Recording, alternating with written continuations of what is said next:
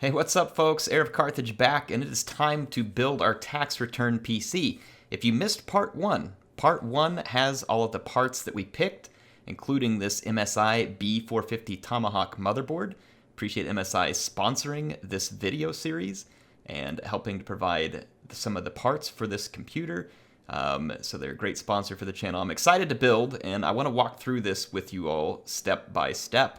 We're going to start with our motherboard, and I always just use the motherboard box to get started with here. You can see I lay it out here. We've got our Tomahawk, and we've got our Ryzen 3600 processor. I'm going to go ahead and get the processor out of the box. And if you're going to use the box cooler, some of what you're going to see here in a moment won't be necessary, but I'm going to be using an aftermarket Noctua cooler. Anyway, I've got the processor ready. It's open. Be careful at this point. This is one of the fragile parts of the build. Make sure you're grounded. Pick it up from the side on the PCB. Don't touch the pins on the bottom. Then there's a little arrow on the socket and a couple things to look at here. One, release this little latch, pull it up, and then there's a little white arrow up on the top left of the socket. You can see there should be a marking on your actual CPU. You find that marking, you line the two up, you gently place on top, no pressure, kind of nudge it until it falls in. You'll notice that it falls in, and then you latch. Once this part's done, the riskiest part of the build is over. Anyway, we're going to do the RAM next. Look in your manual, or on this motherboard, it's actually just to the left of the DIMM slots. It tells you which ones to populate first. I just pointed at it there. You then open the slots, place your RAM in, make sure it's lined up the right way. It'll only fit one way. And then push down both sides until you hear a click. And you'll see here that it's every other slot, and it tells you which slots to start in. Once again, make sure you put it in the right slot, or else it may not run as well as it could. So look in the manual or look on the motherboard. Now we're going to put our M.2 solid state drive in here.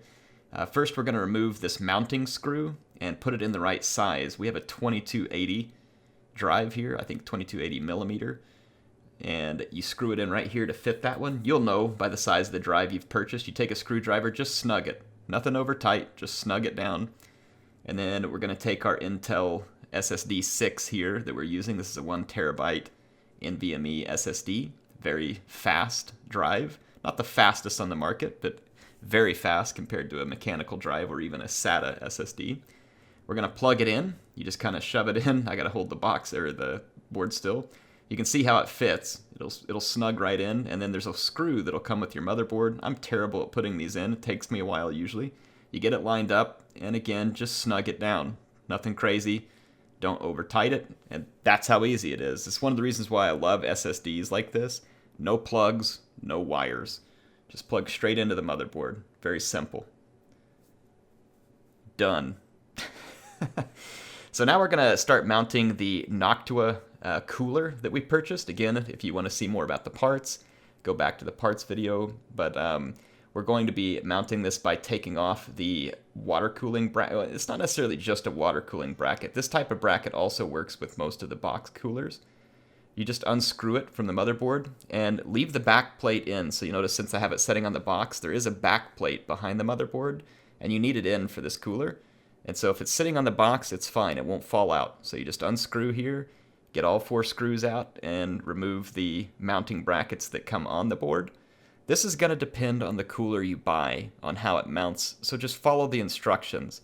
If you're using the exact build that I am here, then this, of course, is how you're going to do this. Noctua makes the experience very easy, fortunately. So once we've got those out, there's these 4 little rubber standoffs here. You just place those over the top of the holes there where we're going to mount the cooler. So there's 4 of them, obviously, 1 in each corner here around the socket. And then we take the bracket that's provided by Noctua, and there are 2 cutouts on it. One is AM3, one is AM4. This is obviously an AM4 motherboard, so again, refer to the instructions if you have questions. Put the screws through to get it mounted in the right spot, and you just snug it a little to get started with. You don't have to make it tight, you just kind of want to get connection made, and then you can use a screwdriver to finish the process. You'll notice that there's a threaded screw kind of welded on to this bracket, which is pointing up. That's going to be what the actual cooler mounts to. So once you get this process going, again, bust out the screwdriver that Noctua provides in this case, and we're just gonna snug it. Never in any of the process on the motherboard do you just like crank something tight. That's a no-no. It can cause a short in the motherboard if you crank something over tight. Snug things up, that's good. You don't have to go crazy with anything, okay? Now that we've done that, we're gonna get out the thermal paste that Noctua included. Some coolers come with thermal paste pre-applied, some come with it. Just make sure you have it regardless. We're gonna put about a pea-sized bit here in the middle. If you put too little, it's bad. If you put too much, the worst thing that's going to happen is it smears off the side a little. That's too much, what I just did there, but it's okay. You're going to line up the cold plate over the top, and you can see the two mounting screws are spring-loaded on this Noctua cooler. I'm just going to get them lined up over the two screws that this is going to come down on top of. Once you get it lined up, just get the screwdriver, get it started. You'll have to put a little pressure to get it started, and you'll have to put a little more pressure on the second side to get it started. You can see that's kind of what I'm doing here, just making sure that the threads get started. I'm not actually going to tighten down one side all the way and then go for the other side. You just get them both started and then kind of go back and forth tightening down on both sides until you get it tight. Now these are tensioned with a spring, so once the spring goes down, it'll start to make a click, and you'll know that it's all the way down and it's at the appropriate tension. So again, this is another one of those things that they've made it somewhat foolproof. You don't really have to worry here. Noctua's done a good job of getting everything set up. You'll screw it down, you'll hear it click when it gets to the very bottom, and it won't tighten anymore because it's set up to get you exactly the right pressure. Now I do forget to show you how to attach the fan. I apologize for that. It's in the instructions. It's very easy. It's just a couple of wires. There's no screws. Slap the fan on the front. You want the fan blowing towards the back. Anyway, let's get our case prepped here. This is our MSI Gungnir 100 case. There's a couple of thumb screws for removing the tempered glass. Every case is going to vary a little. Again, just refer to your instructions. What I'm doing here is kind of stripping the case down. And this is appropriate regardless of the case for any build. It just makes it easier to build when you strip the case apart and make sure that you have the most access possible. I'm just getting all the extra pieces that came with the case out of the way. Gonna get everything all cleaned up and ready to go. I'm gonna flip it up on its back. Most cases kind of have some alligator clips. You need to pull all those off. This can actually take more force than you think and may feel like you're breaking it. Again, refer to the instructions to make sure you don't break it, but this is how most cases are built. Some do have some extra screws, so watch out for it if you're not using this exact case. Look at it. Once you get this done, you can also just kind of look at the positioning of all the fans. Make sure the fans are in all the positions you want. I've already taken care of the fans in this one. I've got two fans inducting in the front, one in the top exhausting, and another one in the rear exhausting. So I've got equal pressure. I'm going to take the back of the case off so it exposes the wiring channels. Get a Tupperware bowl or something to put all your screws in so you don't lose them. And we're going to start with the power supply here. This is the Corsair power supply that was provided to me by MSI. It's got basically whatever we need here. It's a very basic power supply, but it's great for what we're going to be doing here. And I'm going to demonstrate something here on purpose. The plugs will only plug in one way. If they don't fit, you're doing it wrong. Okay? So just watch. I'm like, oh, whoops, got the wrong one. Need to flip it over, right? So I'm trying to show you that you really can't do this part wrong if you don't force something in where it doesn't fit, and you really can't do that easily. These things will only fit one way. They have certain shapes. So watch again here.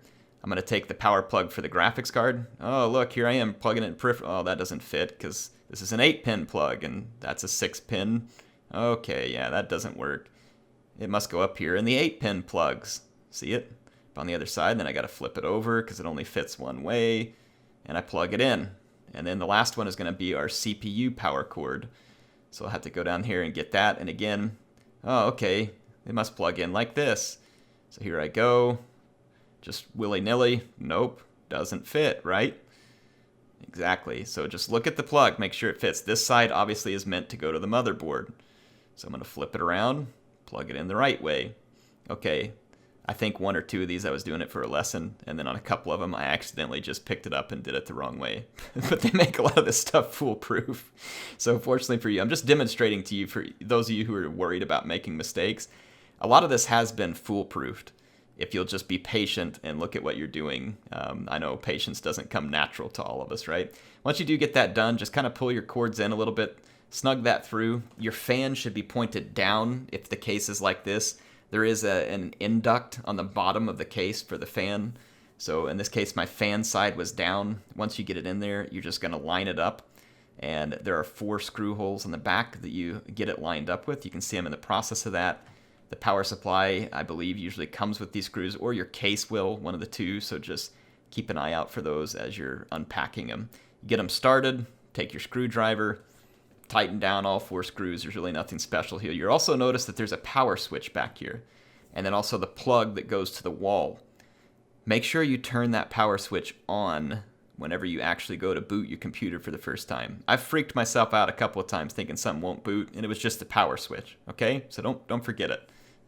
Anyway, now we're going to get the motherboard ready to be mounted. We're going to take this input-output shield. Sometimes motherboards have these built in. Sometimes you have to put them in on your own. In this case, we have to put it in. It comes, whoa, yeah, see? Yeah, air's not perfect either. Anyway, just get it lined up.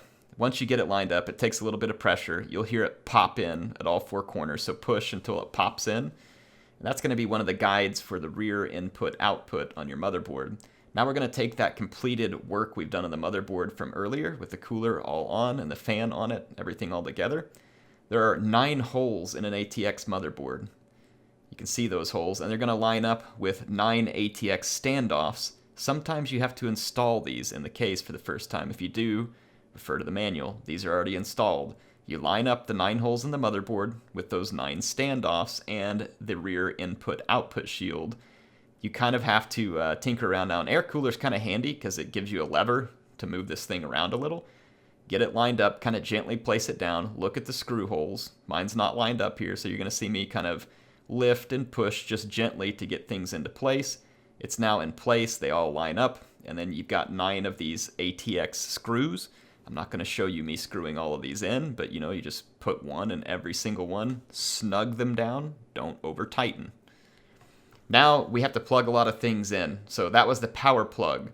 You start taking plugs from the power supplies. Those are that's the CPU fan, system fan, motherboard power, another system fan. Down here on the bottom is the case on and off switches and stuff. Again, refer to the manual for that. But you just plug in all the things that need to be plugged in. Look in your motherboard manual. It has great instructions for all that. I've just kind of showed you where they were plugged in. It's kind of hard for me to show you these plugged in. I was just pointing out the PCIe slot. This is where a graphics card goes. This little notch here can be undone to help it go in. And then make sure you've removed the little grills on the back. In order to give it room, you just slide it in until it clicks. It's now in, and we're just going to once again kind of take a look inside, give you a look at everything's built. I mean, it's really this easy. It'll take you a little longer. Ugh, I left that fan cable out. Don't worry, I fixed it later.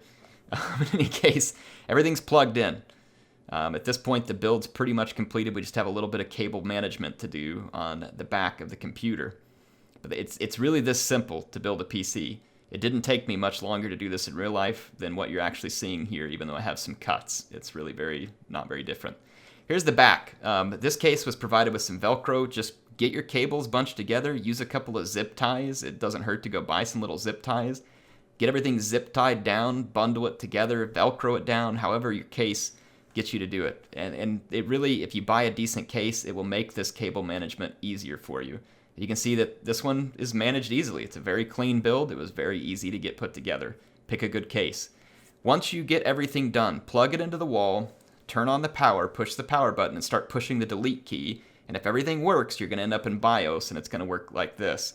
If everything doesn't work, you might want to refer to some other videos or hit me up in the comments. You're going to come into a screen that looks like this.